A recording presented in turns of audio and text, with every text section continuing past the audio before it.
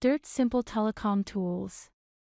Of the many release notes and updates we do for SiteSync Pro at wireless applications, we bring you our enhanced FAA form for your filings. This first slide is showing you the PDF that's also available in the Document Center. It's just a quick navigation and menu uses of the tool SiteSync itself. It has the side menus and what they do, and then some of the little useful tools like eReach and WAC eTools. At the bottom there are some keyboard hints and navigation pieces, and then a mouse with a wheel is always recommended with SiteSync. On the FAA submittal page, we have an enhancement where the portfolios that you have loaded into your SiteSync accounts can be used. Pulling those in and selecting sites out of there will pre-fill quite a bit of the entries in the form itself, making things easy to find and correct for errors that you might have when you're typing entries in manually or copy-pasting them from emails. Down at the bottom, we've added the entity area where this defaults to your current company, but in the side menu called Entity Info of the SiteSync tool, you will be able to select and create your own Rolodexes like listing from multiple companies you may have. So if you're filing for different DBAs in your company, you can select those but always can have a default one. Towards the bottom is the survey entry area where you can upload those, and we give you a nice big thumbnail so you can scroll through the PDF at the same time looking at the entry information for matching. Site compliance, FCC, and FAA are very different from each other. The FAA doesn't give fines whereas the FCC does. FCC used to be very aggressive in the field before COVID, and now they're kinda getting back to that where they look for simple things such as the ASR signage. If that's not visible or on the fence or somewhere where they cannot see it, they could fine you for those. And if the ASR is not the updated one or the linkage to the OEAAA is incorrect for painting and lighting, then they may fine for that as well. You may question, what are you looking for on the FAA side? The FAA now cares about frequencies more than the FCC. You will see people filing for frequency only, such as C-band, just to add those onto the tower itself. And the other things that the FAA is now caring about is the actual location in comparison to a satellite image. If you have existing structure that might be off by a few seconds or let's say even 80 feet, and they look at the satellite image and they see that it's off, they will send you an add letter back saying to correct it. For normal tolerances, you're looking for a 1A or 2C survey, which is 20 and 50 feet. Nowadays and from the past, you can just look at a satellite image and place a dot where you were going to be building, collect those coordinates and submit them very easily. It is also important to care about the ground elevation. We provide feedback for DEM USGS 30-meter data that will show you comparison to what you might have entered in your survey. If that's off, like our 20+ feet, the FAA will actually come back and ask about corrections. For the heights, FAA only cares about tip height. Meaning every antenna, lightning rod, all appurtenances that's at the very top of your tower, that is what they care about. As for structure height, they don't even have an entry box for it. FCC requires both structure height and tip heights. The other things that the FAA is concerned heavily for is the nearest airports. If your structure is within glide slopes criteria, you can have even a 40-footer that requires lighting. You can have a site that's way off on a mountaintop that is part of the IFR routes, and those could be required to be lit even though they might be 100 feet tall. Is there 200-foot rule? Yes, and everything over 200 feet is required unless you are mounting to an existing water tank or existing building where you're within 20 foot of the top of that surface. Then it's up to you if you want to file or not. Within the whole of SiteSync, what we recommend to customers is using portfolios to your best benefit. Using portfolios where all your locations are, and having a site of record, where the information and the metadata of your site is, becomes your source of truth. And then, throughout SiteSync, you can use that same reference record from that portfolio, throughout. So what that means is the portfolio site of record is your anchor point, and we actually put that as the anchor icon in the tool. And then other pieces of the tool will use that exact information so that you're always synced up.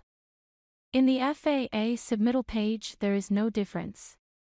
That is where you can select the location, you can pull that and instantly do the checkbox to submit that right into our FAA process. And you can do multiple ones as well in this part. If you do not have the site in the portfolio when starting, you can open that portfolio and then use our WAC tool to just click an area in the map. And then there's a little icon that's in the slide here, the question mark, you can click that to open up and paste your actual coordinates in. Then click OK. That'll move the icon in the map. In that same pop-up, you'll see at the bottom the link to Add to Portfolio. This will open up our Pause and Fix tool, which is the entry you can fine-tune all the metadata that belongs to that site. And then after you save that, it's now added into that portfolio. The other method of the multiple submission for FAAs to us is that you can checkbox multiple sites, then submit all of those at once. That does bring up a different pop-up menu set for the submit page. This is where you're allowed to put in what entity you're going to be filing under, and then add a PO if desired for your internal tracking, and all those sites get entered at the same time into our FAA department.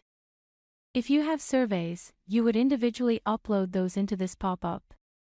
As we move back to the single submit page, this one-off submit area is where most of the enhancement has occurred.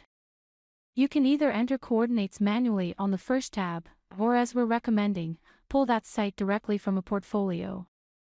In this example slide, we're showing opening up a portfolio. And then you see a small image of the United States where the heat map zooms to that collection of sites in that portfolio. That's just your reference to know that it is the right portfolio. And then we have both site name and site ID pull downs where there's filters and you can just type some characters in there and it'll pull down a matching character set. Once you have that, it will then go in and look for all existing regulatory records around your location that you just entered. For this one here, on the first record, it shows a source column. This is what we sort by. Meaning, if you have filed with us before and we see a match, the My FAA source area will alert you.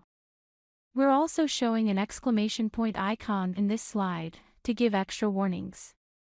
In this case, it is still a work in progress, which can be seen by mousing over it. This alert work in progress means the FAA was submitted but it has not been returned as approved. So it would not do you much good to resubmit over that unless you want it cancelled and you had some corrections to it. The other data results is from the source OEAAA, which is the actual FAA.